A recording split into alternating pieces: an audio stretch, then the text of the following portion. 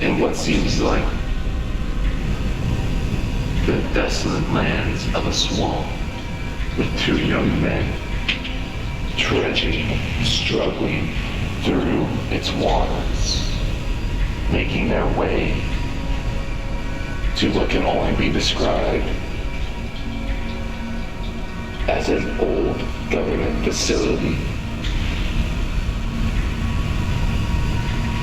One, who was struggling more than the other, said, "Are you sure about this, man?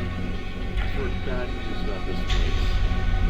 And plus, it's in the middle of the Everglades, home to a lot of freaking snakes." The other, with more enthusiastic adventures, then said, Come on, you don't get many chances to do this. Besides, think about all the credit we're going to get for discovering something really cool. Come on. With that said, they both ventured on towards the old building, derelict and decrepit as it was. They went on unfazed and undetermined.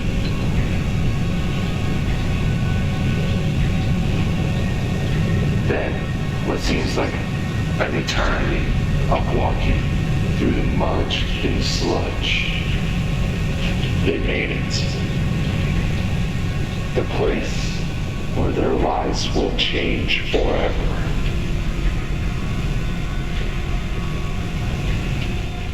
They made it inside the building, looking at what they can find, going from room to room, seeing what treasures or secrets they can find.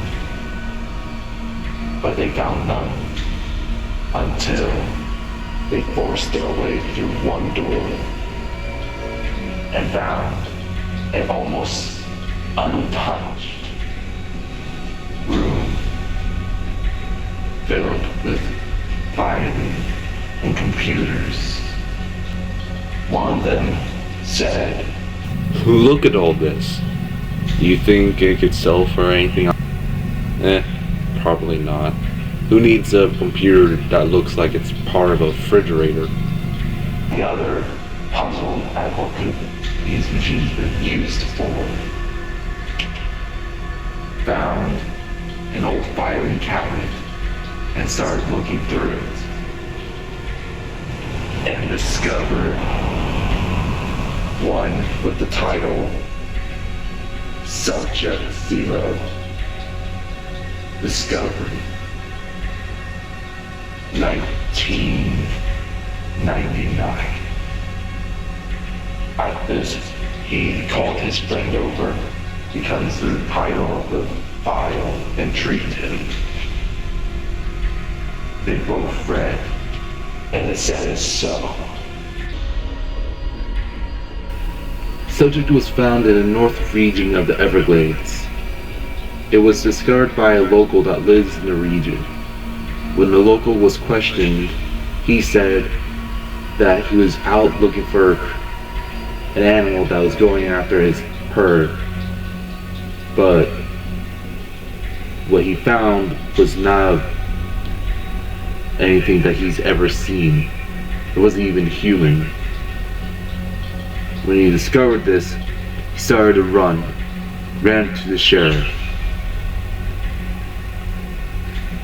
But when he did, what? When he found the sheriff was missing, not even at his post. Door smashed in, as though something went through it. That's when our men came in and took over the area, interrogated the man, and found the location of Subject Zero. We detained him with a combination of liquid nitrogen and sonic frequencies. We secured and airlifted him to a facility in the area that could house him until further instructed. Inquiry.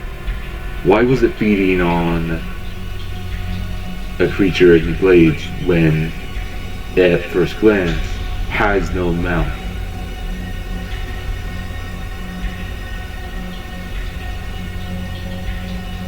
December 2nd. It's been 3 months since we've captured the creature, and despite how we first encountered it, it has not requested food, it has not requested anything of the sort. It just stands and watches. Observing, maybe. But due to the unknown of this creature, we cannot move it to another facility till known more. So, until told otherwise, it will be here on a permanent basis. August 7th. Alarm was blaring today. Creature attempted to break out. It seemed to have found a way to phase through or bleed through the glass. We don't know how, or if that's even possible. But then it said something peculiar, a human word, Progenitor. Could mean something different to him, but the word's definition for us is what makes it curious, if it knew what it meant for us. November 2nd. Incident in the lab today. One of our researchers got injured while examining the subject. At first, it looked as though she only sustained a small cut. But as the day grew,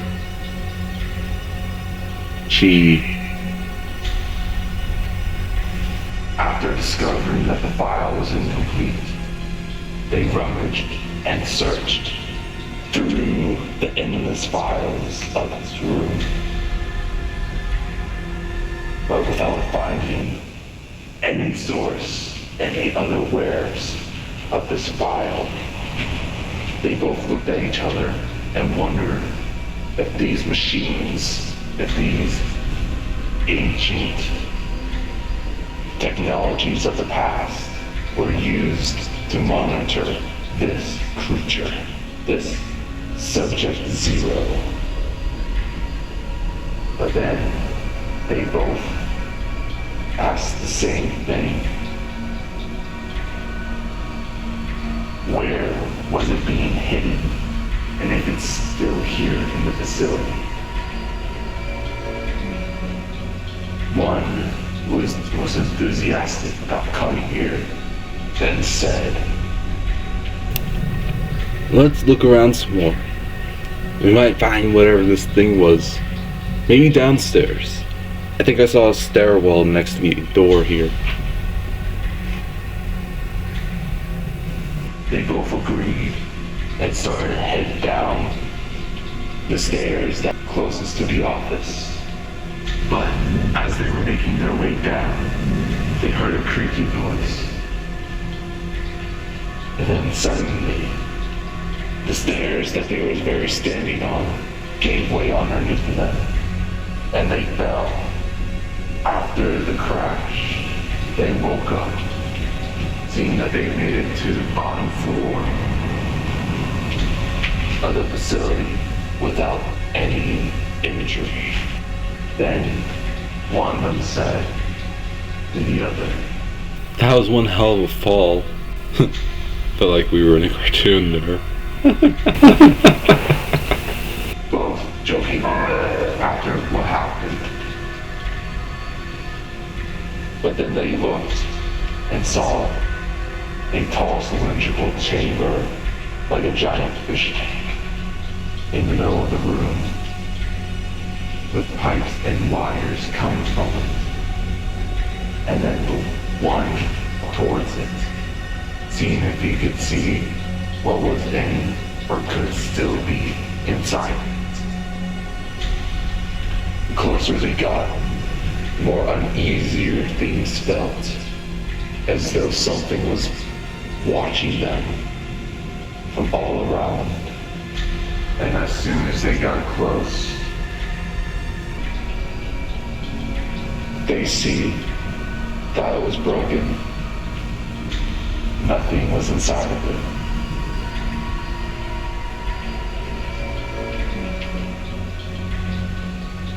They both looked at each other, and with that one look, they both agreed, without saying a word, to leave. So they started looking for a way out. But as they turned, a tall being of unimaginable height was standing behind them. And he whispered,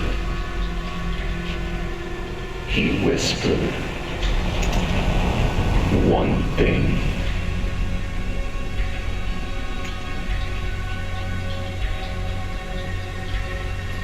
Run, you insignificant little worms. Run and spread my name. Spread my coming to your kind. And tell them their maker, their progenitor,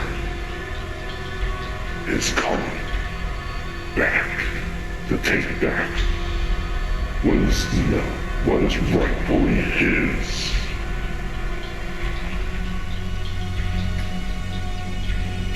With that said, the two boys ran to the closest door that they could find. They backed way out. And they ran and screamed. And while all that you can hear behind them emanating from the old building was a laughter of pure evil.